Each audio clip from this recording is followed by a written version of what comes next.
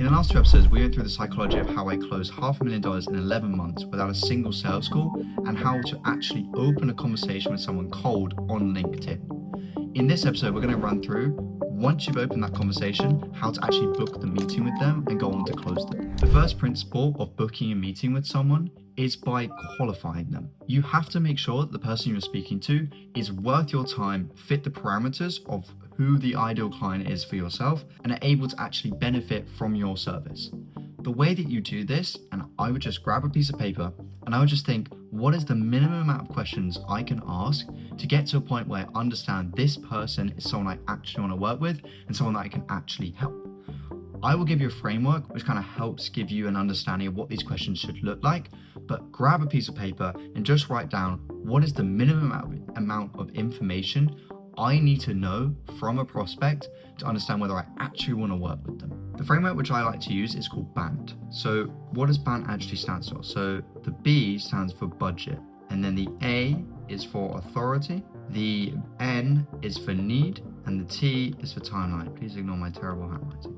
These are and what has been discovered as the minimum amount you need to know from a prospect to decide whether you actually want to work with them. So B being for budget, that's very obvious. You might sell something which is very high ticket, so you have to understand whether that person can actually afford your solution. And a question you could ask is, there are two ways around this. One is you say, hey, just to be completely upfront with you, to start working with us, it costs between $3,000 to $12,000. Give them a big range of what your services cost, and then say, is that something that seems realistic for you right now? That's how you budget qualify. And if they say yes, then you go on and you book the meeting. I would typically leave budget until you've already built up rapport with this person and you've already pre-qualified for some of the other parameters, which I'll run through now. The other way to get around budget is asking them, hey, have you invested in a service like this before? So if you sell lead gen, for example, have you invested in lead gen before? If they have purchased lead gen before, it is more likely that they will purchase it again. Unless, of course, they got terrible results, in which case you've now got to prove that that won't happen and reduce the risk of working with you. Authority is the individual that you are talking to. Do they have the decision on the purchase? Are they the decision maker? Because if they're not the decision maker, you're not speaking to the right person. The way that you can determine whether they are the decision maker is looking at their LinkedIn profile. Most decision makers, and you'll most likely know who makes the decision for your service, but in most cases, if you're targeting a company all the way up to about 50 employees, it is usually the CEO and founder which makes the decision. And you can look at their LinkedIn profile and see what their position is at the company and determine whether they have the authority to make the decision on the purchase. Need is, do they actually need your product or your service? A lot of people skip this. A lot of people go through the whole process, they get to the sales call, they hop on the sales call, it feels like it's gone really, really well, but it doesn't close. And the reason was they didn't actually need your solution in the beginning. And I know this sounds really, really simple. You're thinking, well, obviously they need to need it. But most people skip this one completely. And they go through all the hassle, the entire sales process, get to the end, the guy doesn't close, and you look back at it, you're like, oh my God, they didn't actually need the solution.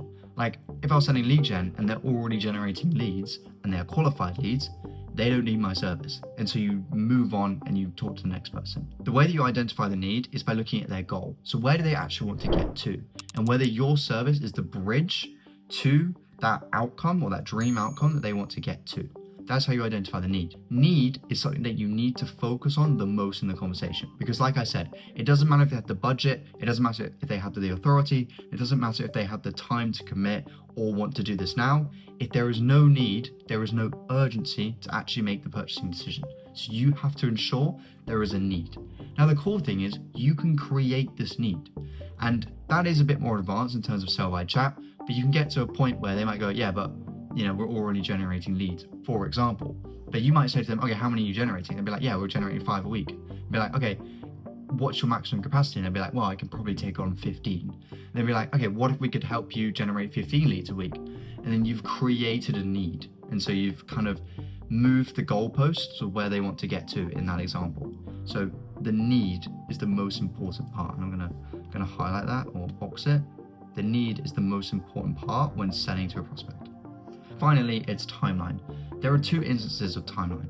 Do they have the time to commit to your service? The other one is, do they want the solution now? You have to tick both of those boxes, especially if what you offer is a done with you solution. So they have to do something on their end to actually get the result that they would like. That's what you ask. So you ask whether they have the time to commit and whether they need the solution now. And what you are looking for is you're looking for urgency. If someone says to you, hey, look, we really need to change our website, for example, it's not converting anyone and it's really hurting business, and to be honest, if this doesn't improve, we're going to go out of business in 6 months. There is a huge urgency for your solution. You're in a really good place to sell to them and go through the conversation on to book a meeting. I would typically suggest around 5 to 6 questions in the qualifying process. And all you are going to do is you're going to use a framework which I like to call Lube value question. Lube value question. I'll show you a live example of this in a sell by chat conversation. But essentially, what this is Lube is, you know, like when a friend tells you a story and it didn't really end very well, and at the end you kind of go, oh man, like that absolutely sucks, like I'm so sorry that happened, I really appreciate you sharing that with me, how about, and then you say something else. An example of that is someone might be looking for lead gen because they haven't been able to generate leads themselves, and I might say to myself, or I might send them a message and say, hey, look, honestly, that sucks. I had a point where I just couldn't generate any leads. I was really worried. I had no predictability in my revenue, and I just couldn't kind of get out of this, what felt like a hole of not being able to generate leads, but not having the money to actually generate leads or have someone else generate the leads. So you're acknowledging what they say, and they say, it's one of the reasons why I filmed this video. It's actually something that's really helped me. It's only 10 minutes long, and this is how I would generate leads in your specific situation. So then I'm giving them value. And at the end, the question might be, so why do you think you didn't generate leads before? And then that question, I'm identifying the need. So they're going to go, oh, I don't think I generated leads before because, to be honest, I didn't really put in the effort. They were telling me what to do, but I just didn't have the time, and I just didn't commit it. And that really struggled for me. And so you're like, oh, okay, so your need is, you need accountability so that you're able to dedicate the time and actually have the motivation to. So you see how I lubed it? I said, oh man, yeah, that sucks.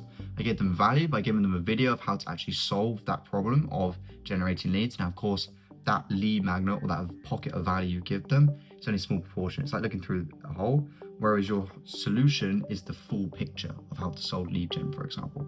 And then I asked them a question which was centered around the need. Oh, why do you think you couldn't generate leads before? That is how you do Lube value question. And typically you don't have to add value every single sentence. You really don't. 2 or 3 is fine. 2 examples of value is the one that I just went through. So value could either be a lead magnet, or it could also be a case study or a testimonial. So typically the kind of cadence or the kind of parameters I would look for is you want to have about 1 to 2 pieces of, so 1 to 2 lead magnets in one conversation, and at least 1 to 2 case studies or testimonials. Case studies or testimonials. That is what you're looking for. 1 to 2 lead magnets or 1 to 2 case studies. Obviously, if you do 1 lead magnet, 1 case study, that is also fine, but you just want to provide them value at some point throughout the conversation. Now, in the instances where you don't provide value, just do Lube question. That's all you need. Just remember at some point to include a case study and to include a bit of value, because they're going to look at the conversation and go, oh wow, this person gave me some value, I've got to give them something back. And that thing that you want them to return is booking a meeting with you. As it mentions here, deliver value as you go. So to summarize it all, you want to have 5 to 6 questions of what you need to know. So the minimum amount of information you need to know from a prospect to determine whether they are worth working with. And you want to make sure that at least 4 of those questions or 5 of those questions tick all of BANT. So budget, authority, need, and timeline. The framework that you want to use for going through the DMs is you want a Lube value question. Or if you've already provided at least 1 case study and 1 lead magnet or a pocket of value, you want to do Lube question. That is how you do a sell by chat conversation. Make it feel natural, make there be a flow, and just pretend as though you're talking to this person in real life, except it's online in the DMs. That is how you set someone. You take them all the way through and you build up rapport. And as I mentioned in the first video, you are taking them through the 6 gates of trust. So by doing that, you're taking them through these 6 gates. So gate 1, credibility. They're asking in their mind, is this even real? Gate 2 is relevance. Is this for me? Gate 3 is fit. Do you understand my nuance? And gate 4 is risk. Could this backfire? Once someone gets to about gate 4 and you've kind of mitigated the risk of them investing, you can go to book the meeting. Anything from gate 4 upwards, you can book the meeting. That's fine. But I always like to look at this as like a visual and be like, okay, what gate do I think they're at? Okay, have I kind of shown them that I have credibility? Yes, I have. I shared a case study with them. Have I shown them it's relevant to them? Yes, that case study I showed them was in the same niche as them. Is this a fit to them specifically? This is where you could say, hey, I know you mentioned that you haven't been posting content recently. Honestly, don't worry. We'll help you create content and we'll be able to get that up and running so that you are able to generate leads. So do you understand that prospect's nuance, their specific situation? And then in terms of mitigating the risk, by giving them value, it's like a small proportion of your whole offer. So that gives them the ability to understand whether the risk that is involved with this is worth it, because they might consume your value and go, oh wow, this is amazing. This helped me solve a problem. That's what the reaction that you would like. That is how you set a conversation with someone. Write down your questions that you want to ask, the minimum amount of information that you need to know from a prospect for booking in the meeting. And I will see you in the next episode where I'll go through how to follow up and how to actually suggest the call and get them onto either a sales call or WhatsApp chat to then close them. I will see you in the next episode.